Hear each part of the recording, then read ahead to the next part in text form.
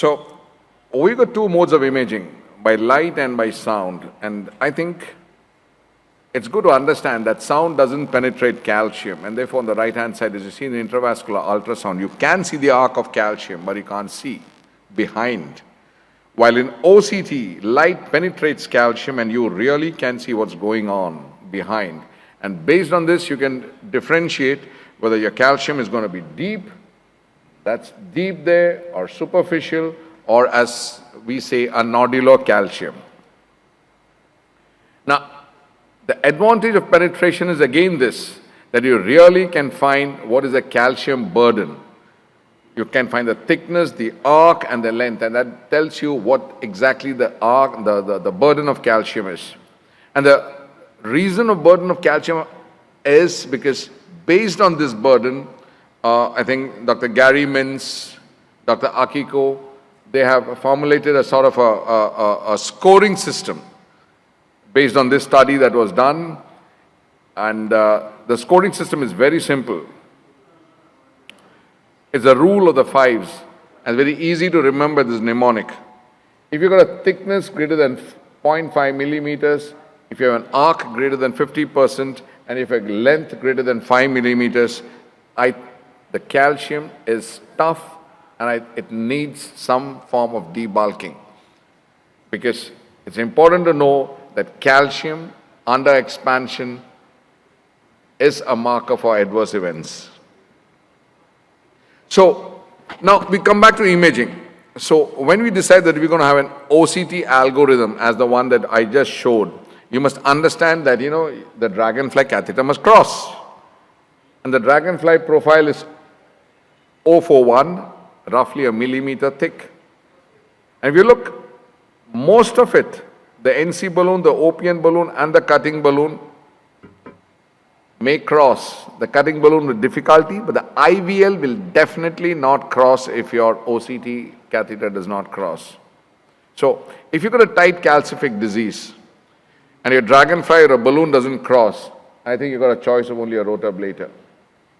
But if your balloon crosses, the lesion does not yield, then you've got a rotablator or an IVL to choose from. And yet, if after rotablator the lesion does not yield, you still have the IVL. And last, which you don't expect to happen, if you have prepared the lesion well, after stenting, if the lesion doesn't yield, you always have an IVL catheter. Now look at this case. A very simple, looks a simple case, but there's a lot of calcium in the proximal LAD there. The balloon doesn't cross.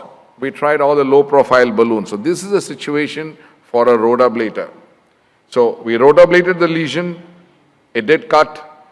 We generally start with 1.5 and stented, got a good result. Now let's go to the OCT that we did on this after the rotablation.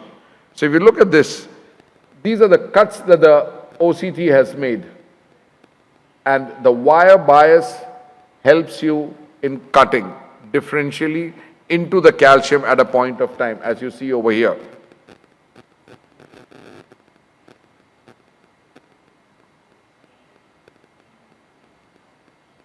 How do I get it moving? Right. So, good. So at this point, if you see, you look at the wire bias and you look at the rota cut there. And that is how rotablades cuts into the calcium if you're lucky to have a wire bias. Now this is another instance where the balloon crossed, but it did not yield.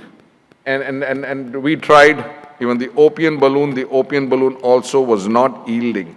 So we decided that we're going to take an IVL, but unfortunately the IVL also does not cross. We did the anchor technique, but the IVL doesn't cross, and that's what I said, because the IVL has got a much higher profile than the NC balloons.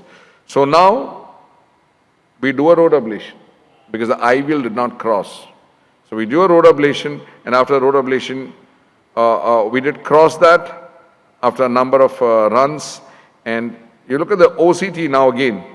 But here now the difference is that you got, though the rota has cut, the calcium is very thick all around.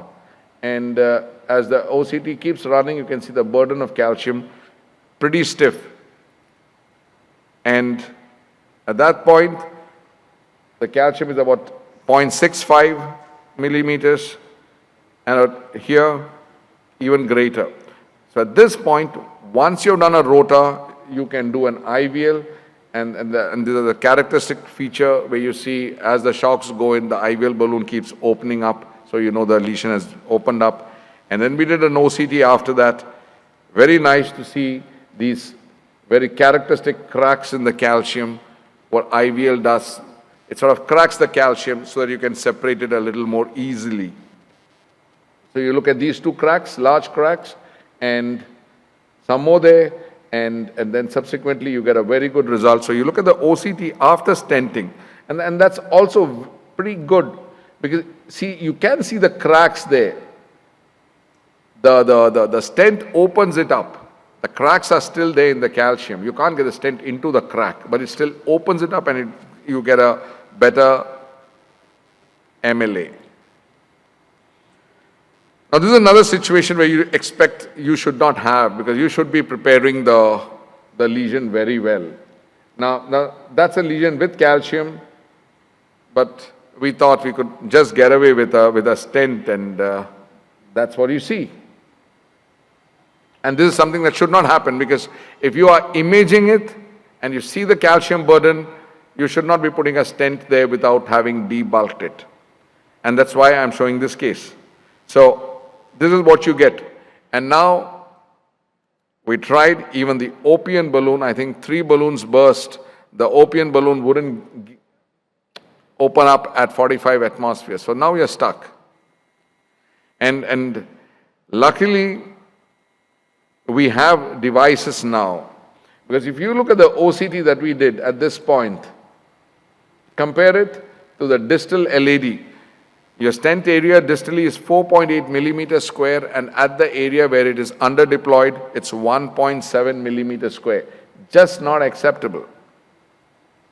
And that's how it looks, like a napkin ring constriction. So we did the IVL, and this is where IVL helps, and even now laser helps in this particular situation. We can get it open, and once you get it open, you get a good result, and then OCT shows that your MSA that was 1.7 millimeters square has now improved to 7.2 millimeters square, 3 to 4 times larger. So my aim was to give you an Indian algorithm for calcium modification. And I think, you must appreciate the fact, the reason I say an Indian algorithm is that imaging is only 4 to 6% in India. So you can't do an OCT in all these cases. To get the calcium burden, if you have it, that's good. But based on the hardware that's available at your site, at the local expertise, financial considerations, very important in India. IVLs are not very cheap. I think what we should do is we should decide, will the balloon cross or not? Now, if the balloon crosses or does not cross, let's go to that first. I think you have no choice but to go in for rotablation. And once you do that, you can use your NC balloon. If it doesn't give way, go for the IVL.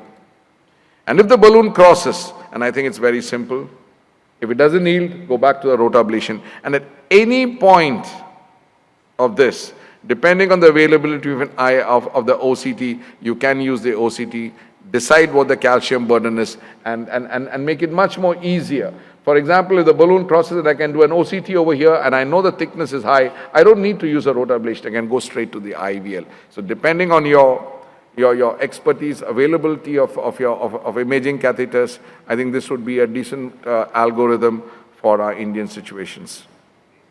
Thank you all. Thank you for your kind attention.